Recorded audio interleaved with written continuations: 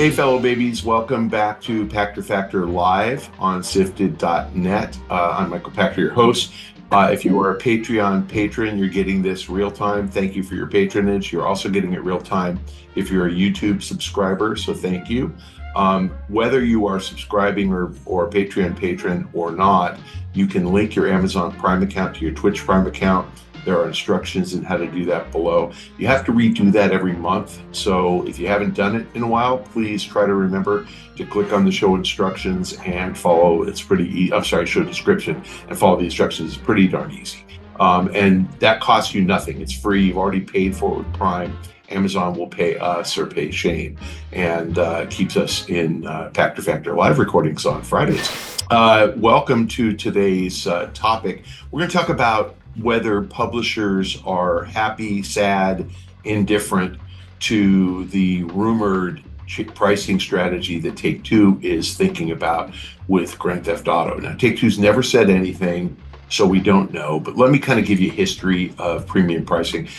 Games were largely $50 from 1985 through 2005. And they were $50 with the exception of cartridges on Nintendo consoles. So the N64, I think they might have been $70. I mean, sometimes they're really expensive because the cartridges were relatively large.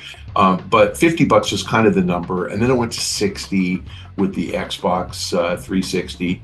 And it stayed that way with the PS3. We didn't get to 70 until the PS5 and the Xbox Series.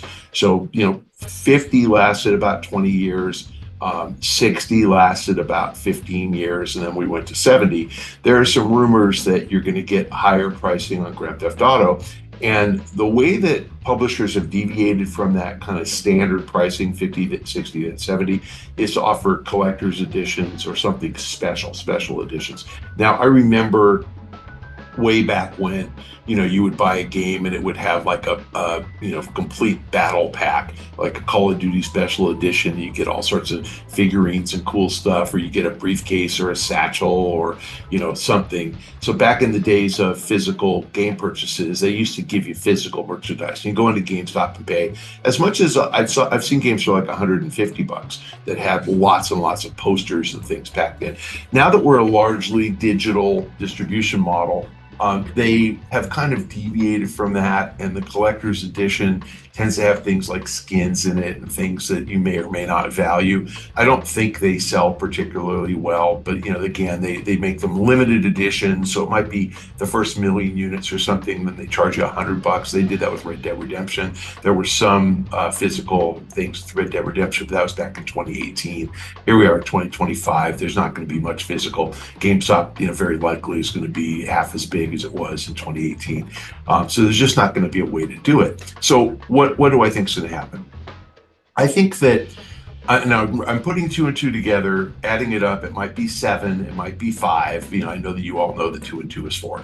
So I may be coming up to the wrong conclusion, but I spoke to Take-Two a couple of times. I mean, multiple times over the last 10 years since GTA 5 launched, and asked them if they were going to integrate their strategy on Grand Theft Auto Online into the development of GTA 6. And consistently they've said yes, that they're aware that Grand Theft Auto Online has a large and very active and engaged audience, and they see that as an opportunity to cross over and do things between the two games. So that, and again, we've seen a lot of it already, but GTA 5 hasn't changed. So it's GTA Online that's evolved.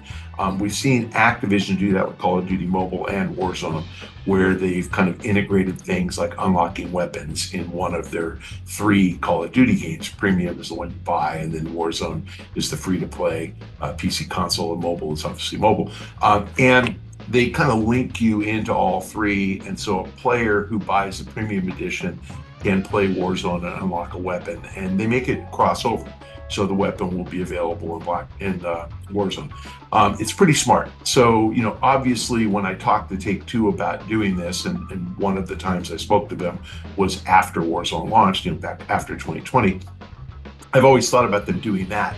But this pricing question that came in got me thinking, is there a way to integrate the two by jacking up the price of the first month's worth of GTA and giving people in-game currency for GTA Online? And the answer is yes. I think they could do a collector's edition GTA 6 that says unlock all sorts of skins and vehicles and cool things in GTA Online and weapons. And also we'll give you $30, $50, $100 of in-game currency that you can spend that has that value. Now, the simple way to do it is to charge $100, give people 30, so they're getting the game for 70 and they're getting $30 of currency, but then give them a lot more stuff. The more complicated way to do it is to say, pay the money and you're automatically enrolled in the season pass, which they don't really have yet. So again, I'm making this up as I go, but you're automatically enrolled in the season pass for a year and you get all sorts of free stuff. And we're giving you, let's call it 4 season passes worth $40 for 30. And oh, by the way, we're also giving you 30 of currency. Or we give you a ton, $100 of in-game currency. Now, why would they do that? Well, the more that they force you into paying more than $70 for the game, the more likely they are to give you even more than the $30 of extra value. So if they force everybody, if they say the first month of release, it's $100, and we intend to drop the price after a month, but we're going to see how we do, they'll give you $100 worth of stuff for your $30. So, will people be pissed? Probably not. I mean, I think that the likelihood that the early adopters of GTA 6 have never played GTA Online is close to zero. I mean, they've all played GTA Online. And so what's the benefit to Take Two? They get all the money. They get the $100 instead of 70, obviously. But they also drive engagement in GTA Online. If you give, let's say, the first 10 million, 20 million, 30 million players $30 of in-game currency, they're going to spend it. And they're all going to show up in GTA Online. And if you integrate the two games well, by having things happen in online that you need to do in order to unlock them in GTA 6, then that's going to drive even more engagement. So one of the ideas I've had, and again, I'm making this up, is we know the setting, at least so far revealed, is South Florida in GTA Vice City. And we've seen Miami Beach, we've seen the islands, I assume the Keys, we've seen the Everglades. And so maybe you don't unlock the Everglades unless people go into GTA Online and do something, complete a mission. And again, make it easy, but force people to go to GTA Online in order to unlock something in the game. I don't think any gamer's going to care. It's all there on his console or his PC. It's all available. There'll be a link. You can go into it very quickly. It doesn't require a whole lot of work or registration or anything. It's just another mission. It just happens to be in GTA Online. But that's a way to hook people into the game. So I fully expect Take-Two is going to charge $100. I fully expect they're going to limit the first initial week launch and maybe month and maybe year to that higher price and link it. And yes, I think publishers think this is a great idea. The cost of game development has gone through the roof. You do have games, if you look at the total employment of these companies, I think all of Activision is 12,000 employees. Their payroll is only whatever, $1.5 billion. It doesn't cost, call it, they make other stuff, but they cost a couple $100 million to make, maybe 3, maybe 4. The right way to think about it is think of team size times number of years times roughly 100,000 per person. So if you have 400 people working full time on a game and it takes 5 years, it's 40 million a year times 5, so it's $200 million. And so they want to charge more. And, you can't charge people more just because. You have to give them some. So give them in-game currency, get them to play GTA Online. The in-game currency obviously has value. If you're playing it, you can buy stuff with it, and I think it's going to happen. Will others emulate? Well, the best example, I think, of this is like the movie industry. Theater tickets used to be $3. Then they went to 4, 5, 6, 7, 8, 9, 10. Then IMAX was invented, and they were 20. Now, not all tickets, just IMAX tickets, but everybody likes that experience. And why do you pay 20 instead of 10? Because it's a better experience. So why would you pay $100 for GTA? Because you're getting in-game currency.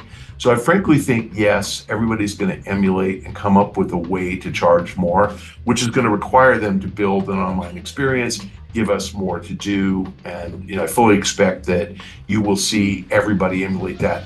The company that should is EA, because they have Ultimate Team. And so if they were to charge you $100 for EA Sports Football Club or college football or Madden football, they could absolutely give you $100 of in-game currency. Now, different from Strauss Zelnick at Take-Two, I asked Strauss about this, and he's like, absolutely, we will consider that. We will do our best to integrate. Andrew Wilson was like, why would we ever do that? No, that would be disloyal to gamers. So I'm actually interested in your opinion, my fellow babies, my viewers. Do you think that's gouging the consumer? Or if you get more than $30 worth, do you think that's a reasonable thing to do? And again, drop the price to $70 after a month. So if you want to play the game day one, then play GTA Online and get $100 worth of stuff. If you don't want to play GTA Online, wait a month. Like, is that disloyal? Well, we'll see. I think Andrew thinks it's disloyal to gamers. Strauss thinks it's a great idea. So I'm curious what you guys think and how you'd react to that. So I guess the right question is, can everybody follow this, emulate what Take-Two is likely to do at GTA? The answer is most games aren't good enough, but the better answer, if I'm right about the tie-in, is most games don't have that kind of ongoing online experience. You might pay it for NBA 2K. You probably would pay it for EA Sports Football Club. You probably would pay it for Call of Duty. So, I think that some games have the capacity to charge you more because they'll give you an ongoing experience that's worth the premium, but that's very few. It's the big games that have a very, very active, robust online presence that I think have the potential to do this. Back to the collector's edition, it's the same thing. You can do it with any game back in the day when we bought packaged goods, but you had to give people a briefcase for their $100, and a movie poster and Link's sword. I think I got this as a gift from Nintendo. But you've got to give people something. You guys now recognize, right? You got to give people something that they really want. And if you're just charging them 100, charge them 100, the consumers are going to rebel. So, could you pull that off with Dragon Age? No way. It just won't work. Could you pull it off with even games that people like Elden Ring? I don't know. So the games that people really like, maybe you can charge for early access. So what you should do is say the release date of this game is November 1. But the early access is October 1 for $100. Maybe you can pull that off, but I think gamers are smart enough to say, wait a minute, the launch date's October 1, because anybody with 100 gets it. So I personally don't think you'll see the price go to 100 across the board. I do think you're going to see people emulate the tie-in where they give you lots of value for your extra $30. Thank you for joining us on Pachter Factor. This is Pachter Factor live on SIFTD.net. I was like, is it pach-attack? Pachter Factor live on SIFTD.net. And again, if you're a Patreon patron or a YouTube subscriber, we appreciate your patronage. It is helping Shane keep the lights on. If you are a Amazon Prime member, please remember to link your Amazon Prime account to your Twitch Prime account. The instructions on how to do that are in the show description below. You have to redo it every month, so please remember to do it. Stick it to Amazon. They pay Shane. It costs you nothing. So since you've already paid for it, it's a freebie. Please take advantage of it. Thanks for joining us. We will see you next week.